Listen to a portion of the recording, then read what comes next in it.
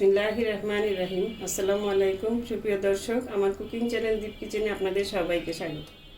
আজকে আমি করে দেখাবো বিস্কিট দিয়ে একটি সুস্বাদু ডেজার্টের রেসিপি।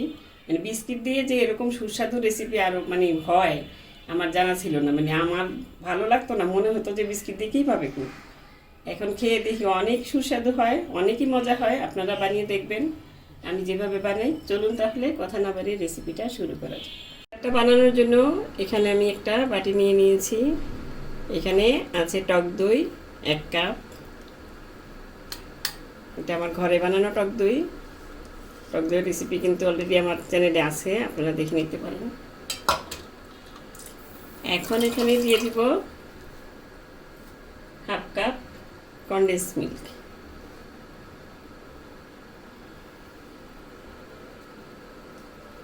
এটা রেসিপিও আমার চ্যানেলে আছে, সেটাও দেখে নিতে পারেন আপনারা ইচ্ছে করলে।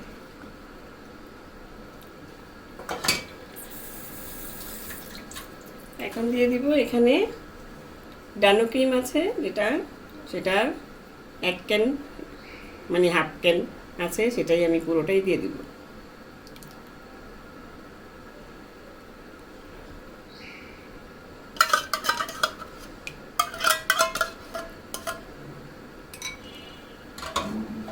এখন এটাকে ভালো মতন হ্যান্ড হুইস্ক দিয়ে মিশিয়ে নিব। এটা কোনো চুলা ধরানো লাগে না, আপনি মেহমানকে বসিয়ে রেখে এটা বানিয়ে নিতে পারবেন। এত সহজ একটা রেসিপি। এখন এটা ভালো মতন মিশানো হয়ে গিয়েছে, এটা আমি একটা সাইডে রেখে দিচ্ছি।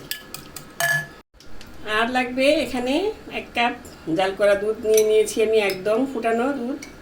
সেটার মধ্যে এখন দিয়ে দিব 2 চা চামচ কফি।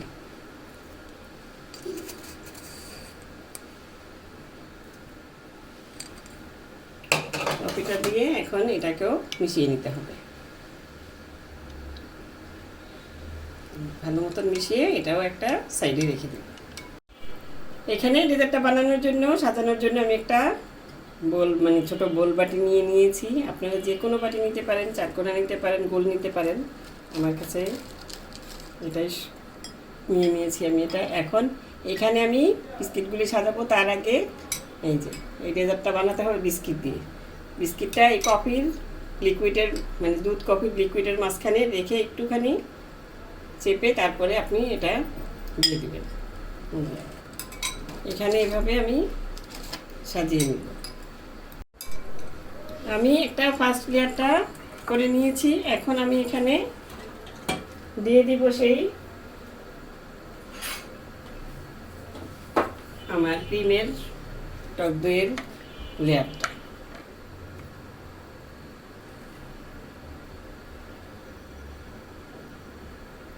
পুরোপুরি করে সুন্দর মতন করে দিয়ে দিবেন, যাতে সবগুলো বিস্কিট ঢেকে যায়।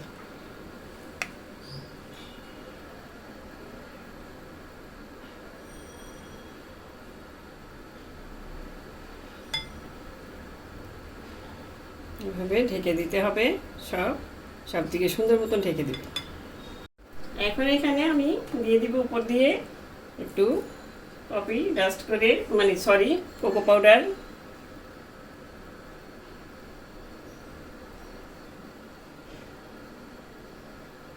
কোকো পাউডারটা এইভাবে ডাস্ট করে দিয়ে নেবেন। এখন এভাবে আমি আরেকটা লেয়ার দিয়ে নিচ্ছি বিস্কিটের।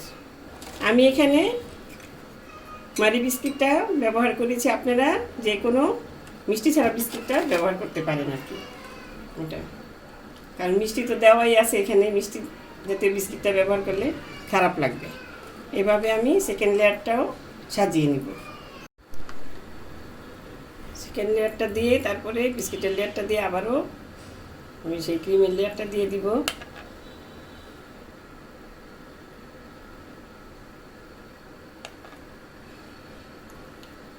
আপনারা একটু চারকোনা শেপের বাটিটা নিলে আরও ভালো হয়। এখন এটাকে আবারও এরকমভাবে ছড়িয়ে দিয়ে তারপরে কোকো পাউডার আবারও আমি এর উপরে ডাস্ট করে দিব। এভাবে আমি থার্ড লেয়ারটাও করে নিব। এই যে এখন আমি তৃতীয় লেয়ারটাও সাজিয়ে নিয়েছি। এখন এখানে আমি সম্পূর্ণটা এখন ভরে দিব আমার ক্রিমের লেয়ারটা দিয়ে। লাস্ট লেয়ারটা আমি করে নিয়েছি, এখন ক্রিমটাও ঢেলে দিয়েছি। এখন এটা কোকো পাউডার দিয়ে সম্পূর্ণটা ভরে দিতে হবে।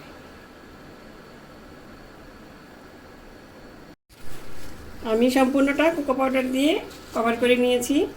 এখন আমি এটা একটু মুছে নিলাম, দেখার সৌন্দর্য বলে একটা কথা আছে।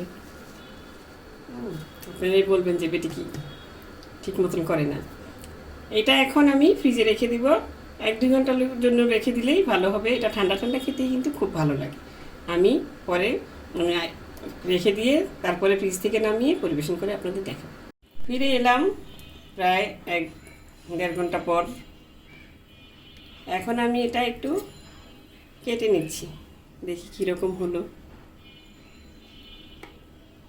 এই দেখুন কত সুন্দর মতন কেটে যাচ্ছে।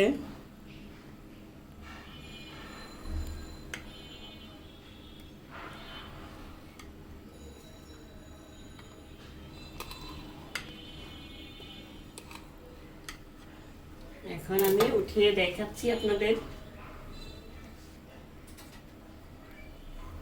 কতটা সুন্দর পারফেক্ট হয়েছে। আর এটা খেতেও খুবই সুস্বাদু হয়।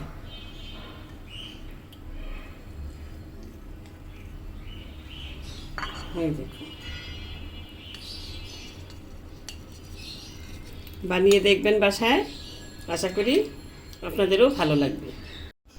তো দর্শক, আজ এ পর্যন্তই। রেসিপিটি যদি ভালো লাগে প্লিজ আমার চ্যানেলটি সাবস্ক্রাইব করে নিয়মিত চ্যানেলটির পাশে থাকবেন। সুস্থ থাকবেন, ভালো থাকবেন, আর এরকম মজার মজার ডেজার্ট রান্না করে খাবেন।